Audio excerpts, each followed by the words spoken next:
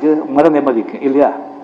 அது வந்து கிடைச்சிடும். அதுக்கு முன்னால வந்து இன்னொரு இம்பார்ட்டன்ட் விஷயம் இருக்கு. நீங்க வந்து ஏதாவது ஒரு விதை போடணும்னு சொன்னா அந்த பூமியை முதல்ல வந்து பதப்படுத்தணும். அது தண்ணி போட்டு பதப்படுத்தி களையெல்லாம் எடுத்து அதுக்கப்புறம் அந்த ஃபர்டிலைசர்கள்லாம் போட்டு கரெக்ட் செஞ்ச பிறகுதான் நீங்க விதை போடணும். அப்போ நீங்க கிரியா வந்து உடனே வந்துட்டு பலன் கொடுக்காது. அதுக்குள்ளே வந்து இப்போ ஒரு விருந்தாளியை வந்து ஒரு வீட்டுக்கு நீங்க கூப்பிட்டால நீங்க வீடு என்ன பண்ணுவீங்க? அப்படியே வச்சிருப்பீங்க. அது எவ்வளோ கிளீன் பண்ணி பார்த்து எல்லாத்தையும் எடுத்து டெஸ்ட் எல்லாம் எடுத்து கரெக்டாக வந்து செட் பண்ணி ஒரு விருந்தாளி வர்றதுக்கே.